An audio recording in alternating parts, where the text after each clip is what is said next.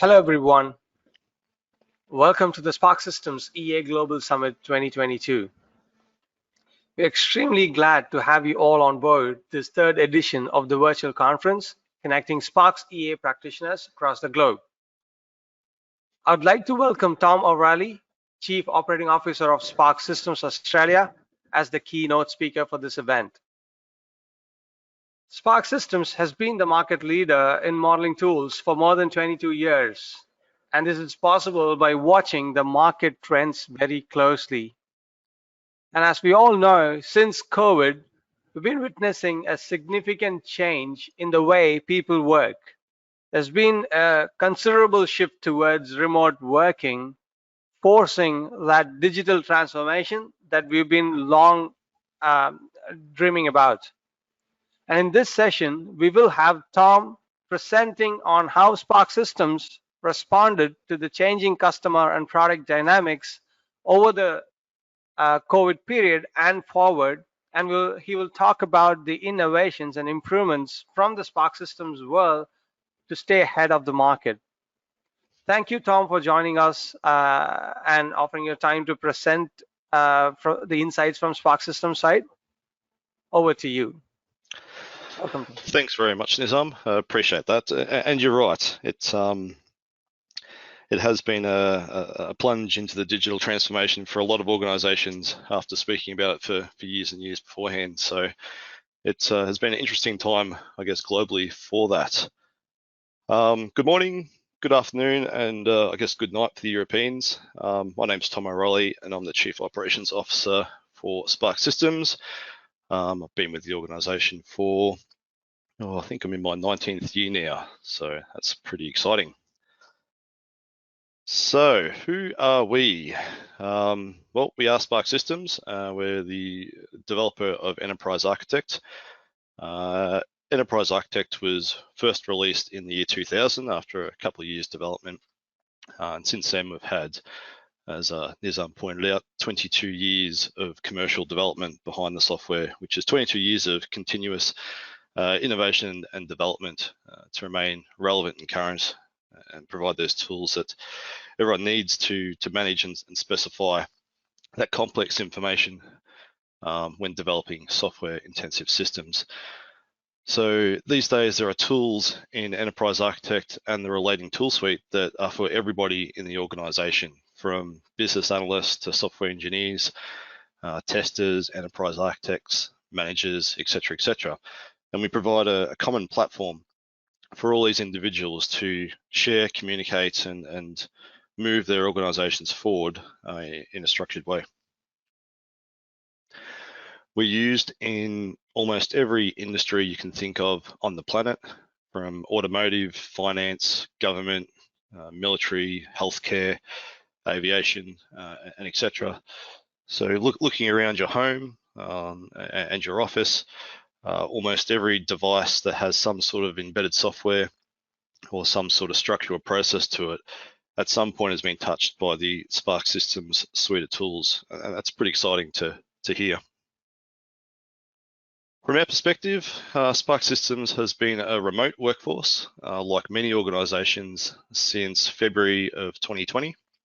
And this is still true this year in 2022. EA's collaboration tools, as well as the ProCloud server and relating software, has been key for business continuity for us and for many other organizations around the world. So the year that was, this is my first presentation in about 12 months since I spoke to you last at the EA Summit here. And a lot has gone on in that time, especially around the office and around the world. And I hope to sort of share some of the insights that we've found during that time. So in the last 12 months, what have we done? Well, Enterprise Architect went from an idea, which I presented last time, into something that has been fully fledged and released and implemented into organizations. Part of Enterprise Architect 16 was the 32 and 64-bit variants of that. We've overhauled many aspects of Enterprise Architect and the ProCloud server. We've done some work on some add-ins, We've done some work on the relating tools like Prolaborate. And we've also got some information about some of the sister and service organizations as well, which I hope to dive into. So the year that was in regards to Enterprise Architect. So as I mentioned before, 64-bit support has been added. So EA is now compatible with all 64-bit database drivers, although we've had other tools that have been put in to make them almost irrelevant as well, which is kind of cool. But 64-bit support for EA means it can handle larger reports, larger XMI import-export operations, larger diagrams, import and saving and export. The automation interface has had some considerations around 64-bit as well, and plays really well with the QEA and QEAX files that were introduced, obviously replacing the legacy EAP and EAPX files. The QEA and QEAX files are lightweight, serverless, local repositories that do support basic forms of replication, so enable you to get up and running very, very quickly. We've simplified the database connections when it comes to Enterprise Architect 16.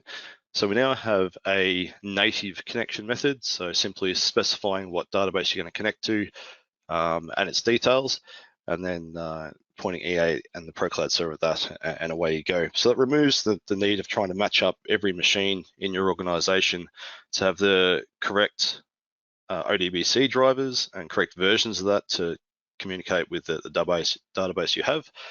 So it's just made set up and install for organizations a much simpler process. We included the grid style diagrams, so effectively enabling you to build spreadsheets out of the elements that you have on your Enterprise Architect diagrams. So a really powerful way of just organizing large sets of model information. So from that perspective, setting that diagram view, each element on your diagram then is constrained to a cell, and then you can organize it and play around with it and script it using various different means. To accomplish this, we also included scriptlets, so allowing you to build runnable snippets of code when the diagram is opened, so allowing you to change the appearance of elements in the text and appearance, their tag values and other properties based on the model content every time the diagram's loaded and opened. So for instance, if you're using them to create a dynamic view of a heat map of an organization, when you open up the diagram, or sorry, an organization's say application portfolio, you might be able to open up the diagram there, the scripts will run and then change the colors of those elements based on what you see. So you might be seeing servers that are down or are not responding. You might see that applications that are starting to reach end of life, and that all can be done on the fly using those scriptlets. As part of our collaboration improvements, we included the diagram auto refresh. So it allows you and your team to collaborate and co-author diagrams in real time on the fly.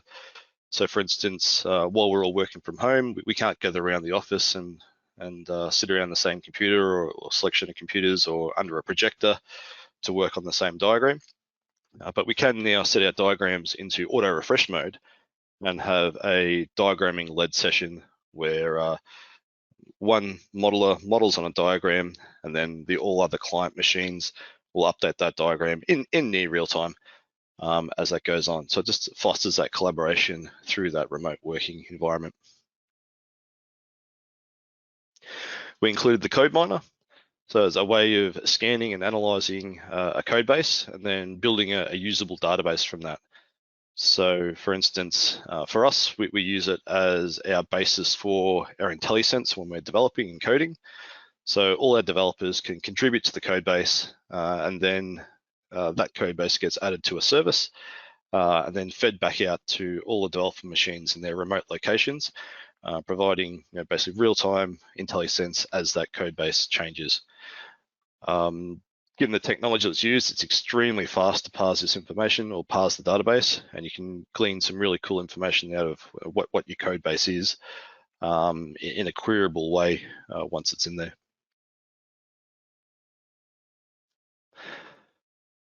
More new and expanded collaboration tools. So we've added real-time chat to the model.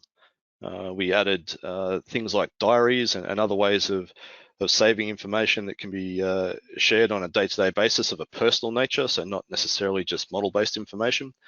We improved things like the model mail, element journals. We improved the formal element discussions. We improved the review and formal feedback capabilities of EA, and also added the ability to do image and file sharing via the chat as well. So just all things that were required when working remotely within a team. So the chat's an image share. So it's just a simple matter of copying a file or an image and pasting it into the chat. You can see on the right-hand side there.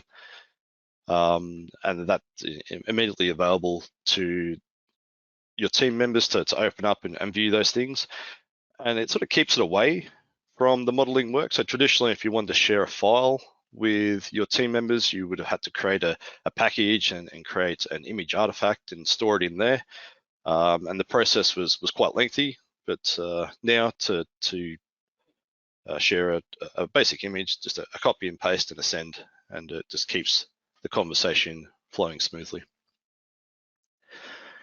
We included a lot more configurations for model governance, specifically around restrictions. So regardless of what administrative level you had, if you had a restriction applied to you, then that overruled all other existing permissions.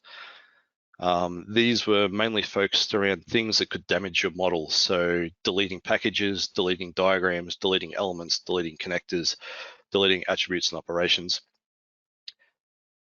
A lot of these things, as far as deletion goes, Enterprise Architect has always had built-in measures to stop model data being deleted. So for example, if you select an element on a diagram and hit the delete key, it just removes it from the diagram and not from the model. So small little things like that were in its place. However, you get a user who's may accidentally delete a package from the project browser, and that can become detrimental. So that is why these things were put in place to stop that worst case scenario and keep your model a bit safer. And this is extended out to things like XMI imports, restoring from baselines, and deleting baselines as well, because there are also other examples of where model information can be lost. So restrictions were quite important from that perspective. We've done some ProCloud Server releases in this time. So we released the 64-bit version of the ProCloud Server to be in line with Enterprise Architect. It also got the native database connection support, as did Enterprise Architect, and just a little bit more security built in with the ability of doing client whitelists. So specifying a specific IP address to allow to connect. And if it doesn't, if your IP address isn't in that whitelist, that just fails silently. So just a bit more security around model information. So the year that was continuing, we've also done some releases of Prolaborate this year, specifically Prolaborate 4.2. So what is Prolaborate? Well, Prolaborate is part of our Sparx architecture platform. So it works in conjunction with the ProCloud Server and Enterprise Architect itself. And it's used as a web-based sharing and collaboration platform that creates curated views of the model information. So currently at 4.2.1, the Prolaborate version. So again, used to simplify model information in a way that non-modelers can understand by creating curated views for those organizations. That might be a manager who wants to see their basic stats on how their enterprise architecture is running. It might be get a supermarket who just needs to see their view of the world on a process on how to deal with maybe an angry customer or something. And that's all done through role-specific views, intuitive dashboards, and that curated view. So what have we added to Prolaborate? From an application portfolio rationalization perspective, we've added the ability to combine different external sources about our business applications in one handy view and dashboard on the fly. So for example, on screen, I have here information that's coming in from ServiceNow. I've got information that's coming in from Excel, and I've been able to create a view of my business applications. What have we got? What's critical? What's running? And also importing that stuff from Excel to show where are we on the life cycle of other stuff. And I can see that at a click of a button, and also in a nice curated view for me. This ties in with the integrations that we have as part of the ProCloud server. So any integration that we have in the ProCloud server, so whether it be ServiceNow, Jira, Jama, etc., that information can be accessed and popped into these curated views for your organization. Taking that same information, we've actually improved the charts and updated existing charts to be able to slice and dice the different information and share that with stakeholders very, very easily. So further using that application information, we can take that information in our ServiceNow and pop it into things like our pie charts to show business capabilities or business analysis on the application portfolio that we have, and mix and match the types of views and visualizations we have within our dashboard. We have made it a bit friendlier from the reporting perspective. So you can now customize all those charts and graphs to have a common look and feel. So you can map that to your corporate color theme. It just sort of impresses those stakeholders just that little bit more. And that can be used across the board. So in your charts, your dashboards, reports, forms, etc., just to keep it all consistent, looking nice. We've added new analyzer tools into Prolaborate to take model information and then perform a what-if analysis. So for example, we can take our diagram here and then customize it for what element type we like. So we can say what sort of elements and connectors we want for that. Select the element we have in focus. So in this case, it's the SAM. And then have a dynamic view as we click to those elements changing as we move through that traceability hierarchy. All animated, so it looks very nice and great for presentations, and gives you that on-the-fly traceability with options to filter and zoom as required. And allows just giving you that instant impact analysis on any element at any time in a really intuitive way. We've added the ability to reuse charts and reports. So once you've created a chart and report and you think, oh, it's pretty handy, we might need that in different ways or slightly different variants, and instead of building that up from scratch, you can now reuse those reports for those different stakeholders. And it just sort of gets you up and running for rapid publishing for that information. So all in all, for Prolaborate 4.2, it's been a total redesign on the back end for a seamless and smoother user experience. Much faster performance than what it has been, which is really cool. There's been tools to make it more stable, more secure, and cloud ready as well. So built from the ground up to utilize the best cloud deployment mechanisms and practices. Continuing on with our year that was, so what have we done? From an integration perspective, we have released the Polarian integration. So that is now out in the wild and has very good reviews from the Siemens team there. This was an interesting one for us because it was the first integration that we did that uses the ProCloud server's API. So this is a fully fledged example on how anyone can build an integration for the ProCloud server and have that information and integration available to any client that EA connects to. So if you're considering developing an integration, this is a really good place to start. It gives you examples on how to create local elements, create links to WebEA, view external properties, open external items in a browser, and various other models. So this was the first that we've done using that, and we have done more since. Also in the last year, I mentioned that we were looking at moving to a remote support model to help augment our local support. And that has been a really great inclusion to the Sparx ecosystem. It's operated by Sixth Force, so Nizam and his team. And it provides a seamless interaction from the customer's perspective. Nothing's really changed from their perspective, but it means that most of our support issues now can be dealt with within a 24-hour period, and frees up a lot of resources from that perspective. So that has been a really great inclusion from our part there.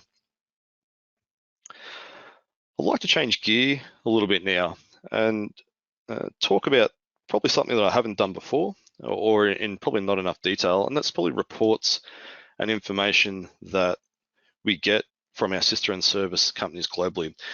On a lot of conversations I have with the partners, they'll usually say something, oh, I'm not sure what you see from your perspective, Tom, with a global outlook, but from our perspective in Europe or Australia or Japan, now this is what we're seeing. And some of the times those reports are similar, and some of them they're completely different.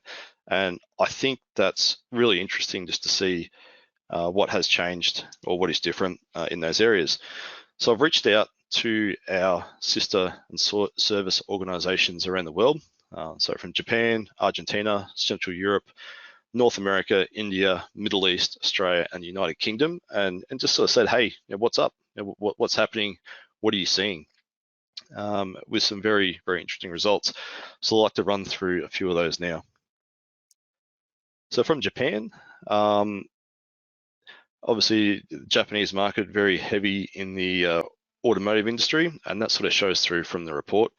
So model-based systems engineering and SysML are the primary uses for enterprise architect in that Japanese region.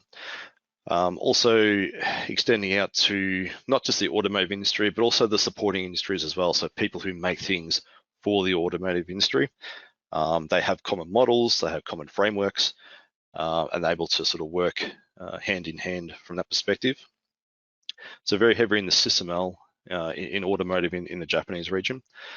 Also too, as auxiliary sort of industries in the heavy industries, aerospace and medical, all have usage of enterprise architect from a more traditional UML perspective and relating modeling standards there. If you'd like to hear from Sparx Japan, then Takeshi's presenting later today in a couple of hours' time, talking about traceability as a key, is key to a valuable model. So that should be pretty interesting to tune into. So bouncing around the world now to Argentina, so the South American areas. So they're seeing a shift from the methodological to asset governance. So more looking at things like applications and infrastructure over your traditional UML stuff.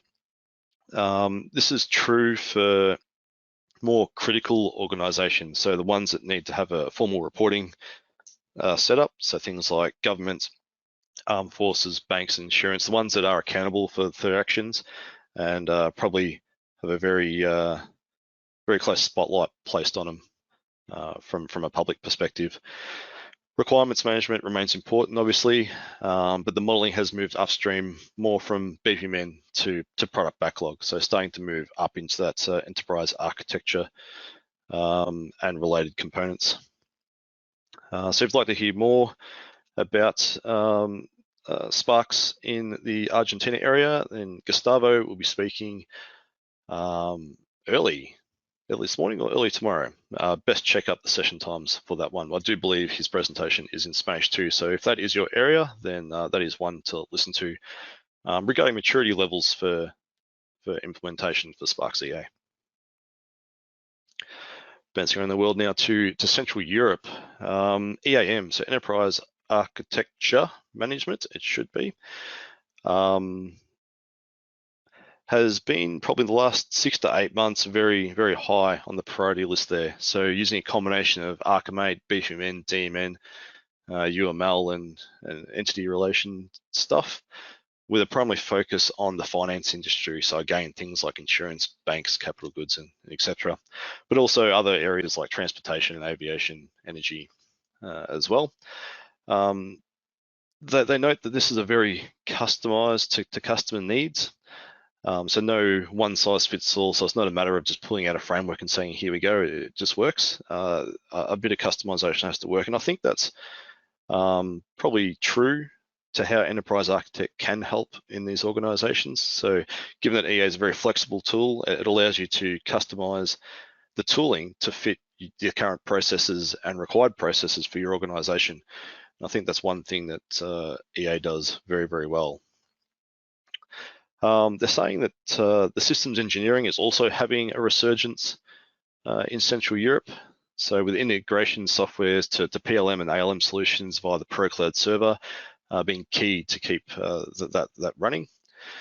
And then implementations of the ProCloud server combined with Prolaborate have always been key for that one. So there is a big focus on integrating disparate platforms and knowledge bases into one sort of easily consumable area. And if you'd like to hear more, then Peter Lieber will be speaking in a number of hours' time on model maturity and model integration. So that would be interesting to hear. In North America, they're also seeing a shift in enterprise architect usage. So previously, it's all about the architecture design, so processes, systems integration, software, etc. But now more about the architecture analysis. Again, integrating with other tools and projects and requirements and financial data to create a holistic enterprise view in a workable way. So that seems to be common around a lot of areas that have previously used EA, or traditionally maybe for UML 10 to 15 years ago. They're starting to really move into that digital architecture, digital industry methodology. A lot of this information from North America came from a survey that they conducted called the State of Enterprise Architecture Survey. And Ryan and Chris are developing or delivering 2 presentations later today or early tomorrow morning by the looks of it, just on the insights of that survey that they've done, and then what sort of insights they've actually got from that and how that will be changing the way that they work moving forward. In the United Kingdom, many organisations are looking for training again. I believe training backed off a little bit over the COVID area when it was a bit uncertain from a financial perspective on how businesses were going to survive. But that is picking up again, which is really, really cool. The difference is that previously most of those training sessions were delivered in person, and now a lot of them have been moved to remote sessions. So I think we're all familiar now, obviously, if we're on these calls at the moment, to sit down and be comfortable over Zoom, collaborating with people. So I think that's the way that has moved from a training perspective there.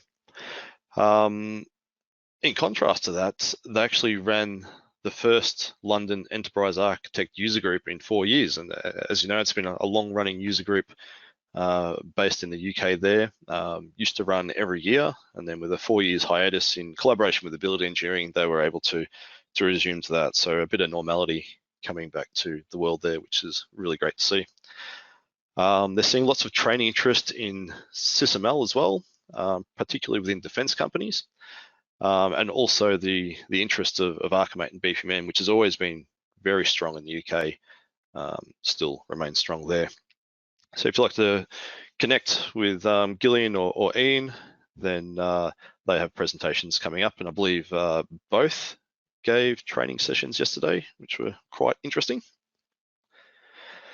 Back home in Australia, we're seeing a really big upshift in the renewable energy industry. So battery technology, solar panel systems, and accompanying electrical components, really embracing enterprise architect for not just your design, but things like marketing, product design, development and support. So again, covering the entire organization.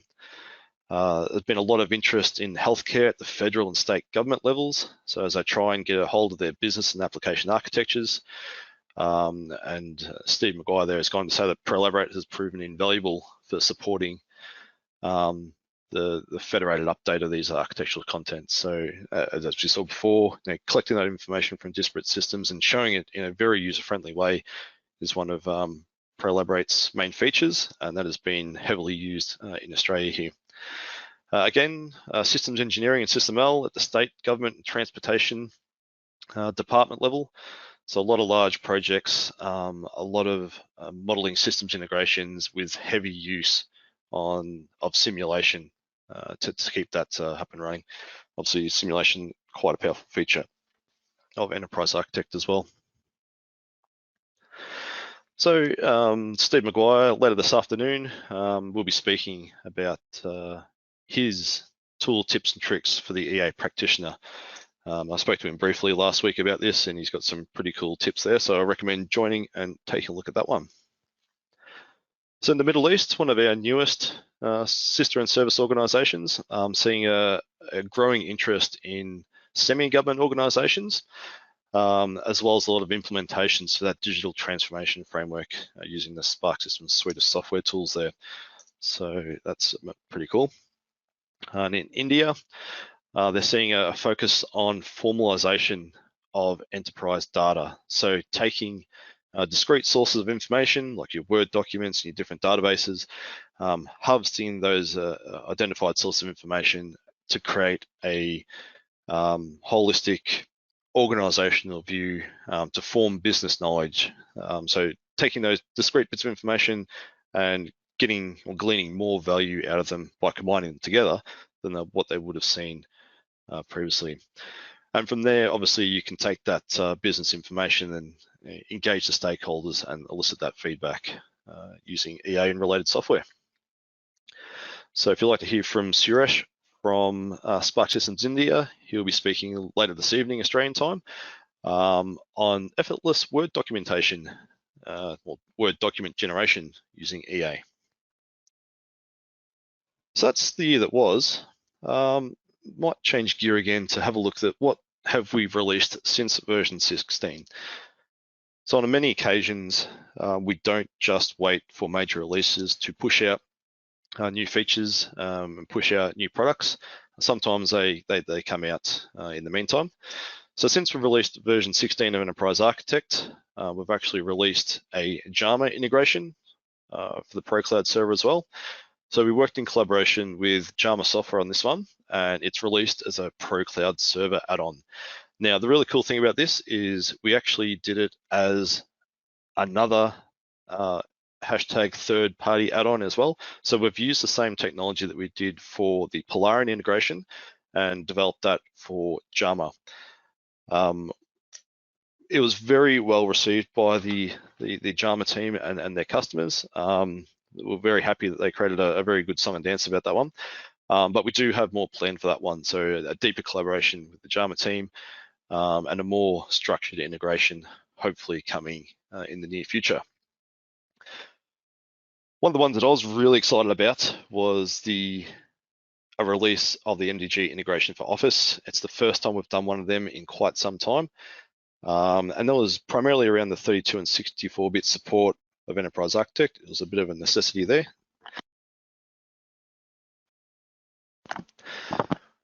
It provided updates to the Excel component, PowerPoint, Visio, and Word.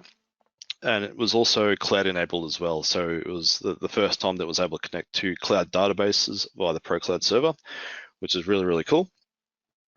It's also been expanded with a brand new SysML requirements manager using Excel.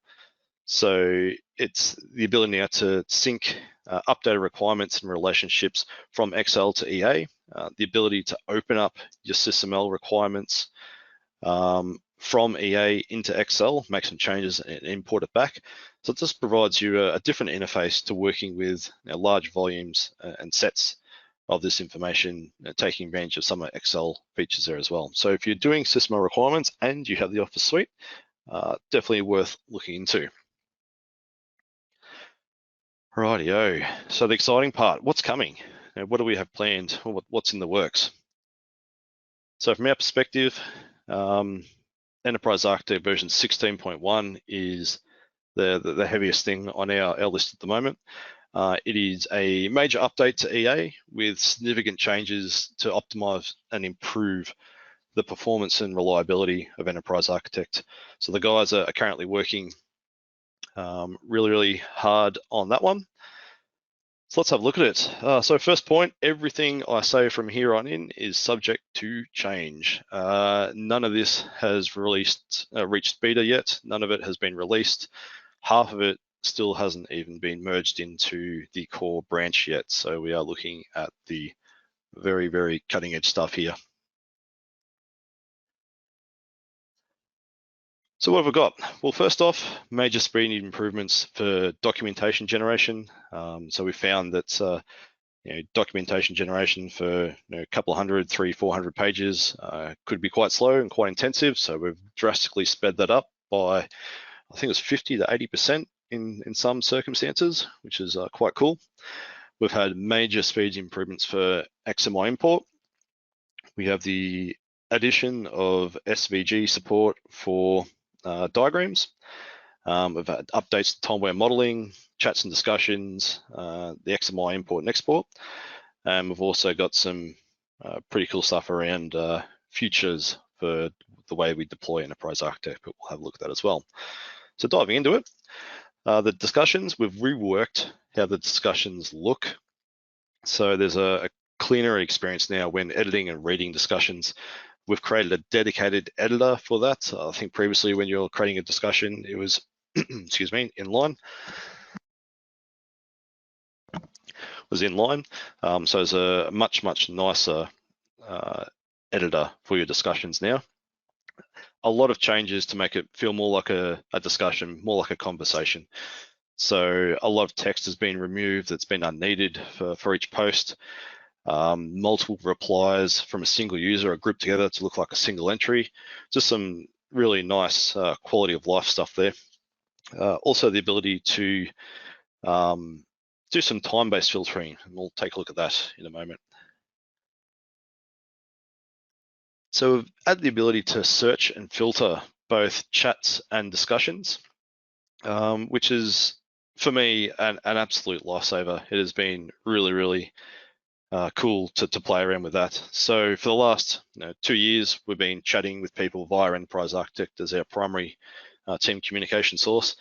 And now we're able to search those chats to pull up previous conversations, to figure out what was said 12, 18 months ago, and have that at the click of a button. So that's really nice. Search can be either on your current active search, because obviously you can have your search history for 3 days, 10 days, etc., or all of it. So you can filter those searches and further refine them as you change the perspective that you're looking at. So you can search on open chats, which is the default behavior, and then you basically get a list of anything that's in your current history. You can search your entire chat history. So hitting the search button puts your search into a once-off search mode, searches all the chats for the active chat groups that you have open. And if to run an additional search from that perspective, you hit the search button again, and away you go. You have the ability to show chats between 2 specific dates. So if you think, oh, there's a conversation that I had back in February last year, I can just set my dates between the 1st and the 28th of February. Not sure if it was leap year or not, and search just within that specific time frame. Options to clear your searches, clear your filters, and they all work in a very intuitive way. You have options for changing your search results. So when you do a search, there's no point just returning a single chat message, which might be okay. It works better if you have the context around that chat. So you have settings to set whether you have chat before and chat after, or how many chats before and how many chats after your current search, which puts your search result in context, and you can get a better picture on what you see from a continuous set of chat messages. So the future for discussions. So at the time of writing, we haven't implemented yet, but we hope to, or we want to, improve discussion notifications. So when a new discussion comes in, how do I get notified? How do I know what's going on? Enhancements to discussion sorting. Is it going to be sorting by day or by reply or what's the latest. So we're looking at ways of managing that. And also improvements to discussion management, so more pin discussions and things that show up in the history window as well from a discussion perspective. We've also done improvements to time-aware modeling. So what is time-aware modeling? For those who don't know, it allows you to create incremental versions of different models. It gives you tools to facilitate migration of elements through multiple versions. So for instance, you might have a version 1 of your model, and you then want to conduct what-if analysis from a model-based perspective, different designs, different ideas on what version 2 might look like. You can use time-aware modeling to clone the original one and bring in specific elements to your new model, and it's automatically marked as version 2. So this allows you to change your current model without damaging or underlying damaging the underlying model to begin with. So it allows you to do modeling over time, which is not dependent on version control or baselines. So what we've introduced to time-aware modeling is a lineage GUID. So the ability to identify where a cloned element has come from. So what is its parent? Where does it come from? To do this, we get the trailing half of the source items GUID and place it as the first half of the clone. It allows branching of our models, but also allows us a programmatical way to easily navigate to find a clone's lineage through different areas. And this was quite a requested feature, so hopefully there's a few people excited to see that one coming in. We've also expanded time-aware modeling to annotation nodes. So things like notes, text, hyperlink, diagram links, navigation cells, etc. So all that stuff that was on the diagram but wasn't necessarily part of the model previously was ignored from time-aware modeling, but now it's actually included. So when you clone your diagram, you update an element, you can now update the notes and text and etc. that's associated with that as well. So there's annotation nodes which showed up in version 16 in the project browser. We've also enabled time-aware modeling on proxy connectors. So a proxy connector is a connector to connector on a diagram. So you can see my little example there where I have a connector between the two connectors there. Previously, these were ignored, but now they're fully supported by time-aware modeling. And we've also added a bit on conflict resolution as well. So if, for instance, a clone's parent, a clone source object can't be found, then we've got things in place that can help resolve those issues. Apparently, this doesn't happen very often, but it's there, so that's cool. The team has been working flat out tirelessly on the XMI, XML, and XCA import-export capabilities of Enterprise Architect and the ProCloud server. They've really improved the time it takes for importing a model into EA and transferring that. They've really optimized the execution query times, especially over that cloud connection, which means that everything is just faster. And now this came about to stop the timeout ProCloud server error that was occasionally showing up. And it's gone a long way to solving that one. So if anyone's ever tried to do a model transfer over a ProCloud server on a server that may not necessarily be as powerful as we would like, then that's much more friendlier now. And with that, we'll also release potentially a new set of minimum system requirements for the ProCloud server as well. SVG support. This would have to be one of the oldest requests that we have at Sparx Systems. I think I remember seeing this request on day one when I first started with the organization back in the day. Probably an exaggeration. Not sure if SVG was invented back then, but finally coming to Enterprise Architect. So initially, it'll be used for saving diagrams out as SVG, allowing that high fidelity vector-based graphics to be used in external applications. So whether you're using it in reports or popping on a web page, This allows you to scale to any size with no quality loss. And we possibly plan to expand this out to include in document generation and other areas. But yeah, the first steps are in there for SVG support out of Enterprise Architect. So hopefully we'll see that in 16.1. We've also included new ways to store settings in Enterprise Architect. So command line options to redirect the data normally stored in the registry to a database, which is not necessarily the model itself, but to another file. And also the ability to redirect all files that EA normally, or all the information that EA normally writes to app data directory, files, but put them in a different location. So this will be very useful where app data in the registry are not persistent between reboots. So every time you reboot your machine, if you're in a scenario where your registry gets cleared and your app data gets cleared, might be a security policy for your network, it might be a virtualized machine, then you now have the ability to persist that information on a stored or a linked drive. So another example is if you have a shared drive between your laptop and your desktop environments, if you make a setting change on your desktop environment and it's stored that shared drive that your laptop can see as well, it can read that in and have that setting to be exactly the same. So you have like a common working environment for those ones, which is really cool. So Enterprise Architect 16.1, probably the biggest question I would have is what is the release date? And we don't know. It's to be announced. There was talk that it was going to potentially be up for this presentation, but I'm assuming it is weeks away and not months away. So very, very, very near. So watch this space from that perspective. So what else do we have coming? Well, we have a new way of deploying Enterprise Architect. So introducing Enterprise Architect SaaS, EA SaaS.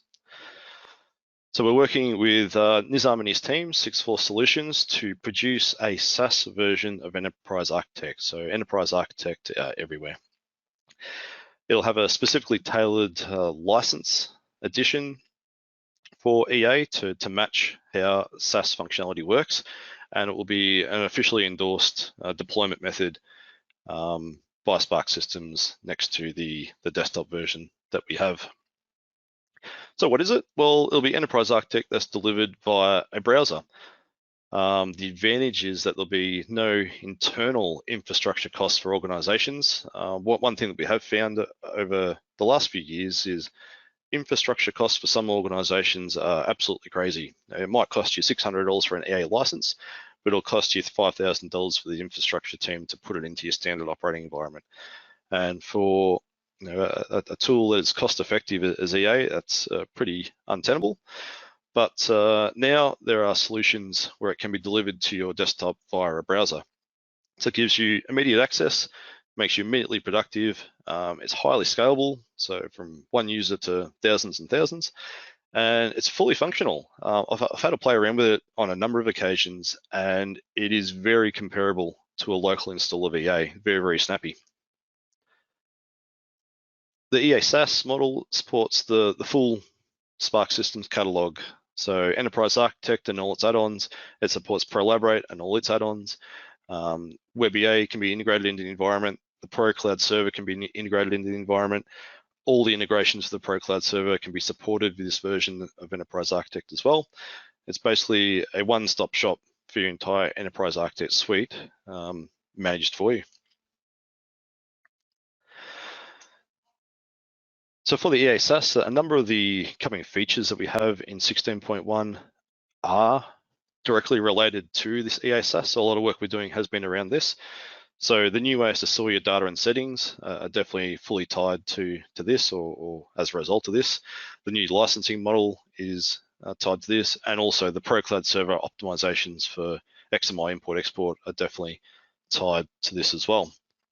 If you'd like to know more, then Nizam actually has a 1-hour presentation later this evening on EA as a SaaS to enable cloud-first strategy. So if this is something of interest, then I'd definitely recommend checking out Nizam's presentation later this evening. And finally, I have a message from the CEO, Geoffrey Sparx. So it's a 3-slider. I'll read it out. You can read along with me if you like. So Jeff says, after another extraordinary year has come and gone, it's very pleasing to see interest and support for visual modeling across a huge range of different domains at a consistent high level. Enterprise Architect, Pro Cloud Server, Prolaborate, and other tools offered by Sparx Systems have seen continued growth and development. The new SaaS platform, plus a major update with 16.1 just around the corner, so very close, coupled with a solid support from the Sparx Systems community of users and partners, is setting up in the coming year to be another major milestone. Jeff would like to pass on his thanks to all those who participated in this year's summit. The continued success of Enterprise Architect is in no small way driven by the people who use it, who train, and who share their knowledge. Thanks also to Nizam and his team at Sixth Force for the time and energy in setting up this event and ensuring it runs smoothly and efficiently. All the best to the presenters and audience alike, and I hope you have a productive, informative, and enjoyable time during this year's summit. From Jeff. So that's all from me. I'm happy to open the floor to any questions that I may have. I'm not sure if there's time for that, Nizam, but I'm happy to hang around as long, or if not, I think the Microsoft Teams stuff is available as well, isn't there? So for me, thank you very much to everyone. Thank you for listening to me for the last hour or so. Yeah, all the best. Thank you very much, Tom. That was fantastic. Like, I don't think anyone else would have such kind of insights in this world. And thank you so much for compiling them together and sharing to us. We have a number of questions. We have a few minutes left. We'll just try to see what we can answer. So there's a question from Alberto. When is HTML5 coming or supported? Good question. We've done a round of updates for the HTML documentation generation in version 16, and always continually looking to improve what we have. It would really come down to the feature requests on what model information we have inside Enterprise Architect versus how that is like to be seen in those HTML reports. With tools like Prolaborate and WebEA, as well as the HTML documentation, I think HTML5 is definitely covered, especially for Prolaborate and WebEA. Yeah, so just really be a feature request on what it is exactly we'd like to see. Yep. Yeah, thanks. That makes sense. Yeah, I think WebEA and Prolaborate, they are fully HTML5 compatible, so it's good noting. Another question: will the time-aware model allow comparison from current and new versions? Yes, I believe so. So with the branching support and the new lineage GUID, I believe there is capability there for analysis between the two. That would be great. And there's another question: are there improvements for graphs and dashboards expected in Enterprise Architect? Yes, yeah. It's one thing that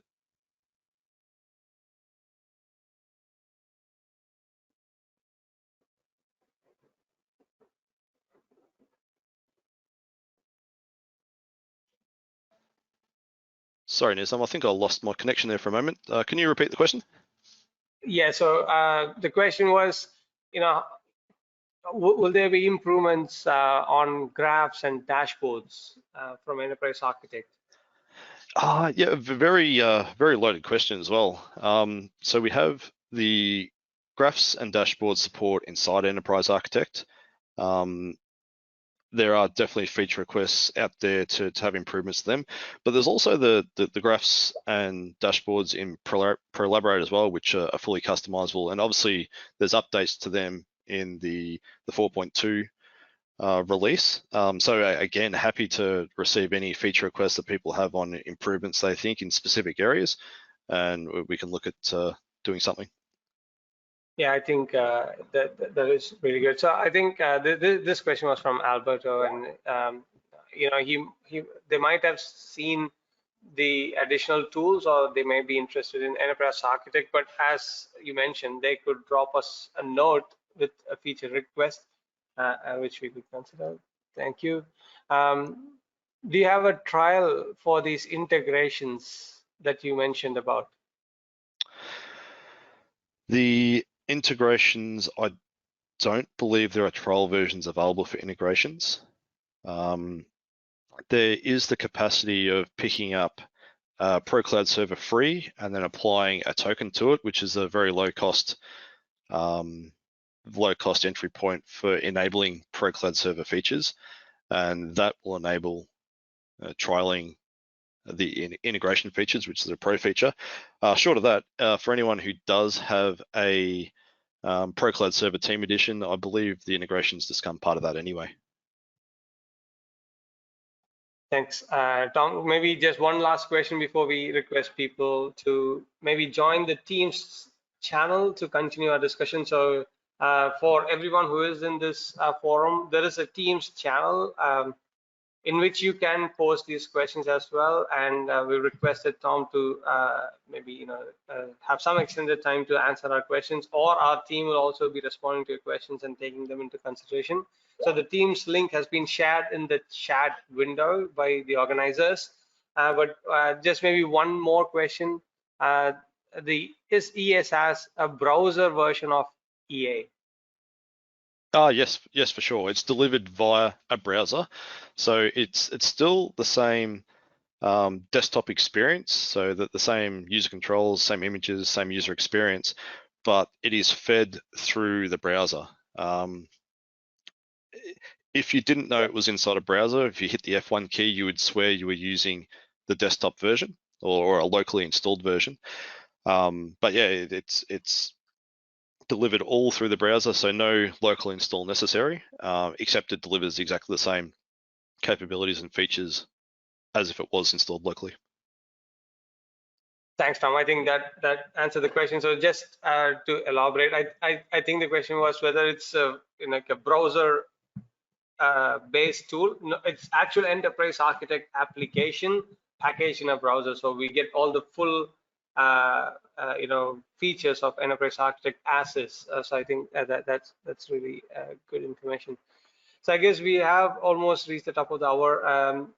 Tom, we will post all the remaining questions and these questions in the forum, in the Teams channel as well. If you can spend a few minutes to maybe share your thoughts on it, that'll be really appreciated. If not, we have our team who will be monitoring that and responding to that as well. We would like to thank everyone for taking time to attend this session. This is quite early in Europe, so we may not have had a number of Europeans here, but we see people from the US and the rest of the world, like Australia and New Zealand, who would have joined. Thank you all once again, and thanks, Tom, for taking time to compile such an elaborate presentation. I don't think we would have had such insights from anyone else other than you. Thank you so much. Thanks, Nizam. Thanks, everyone.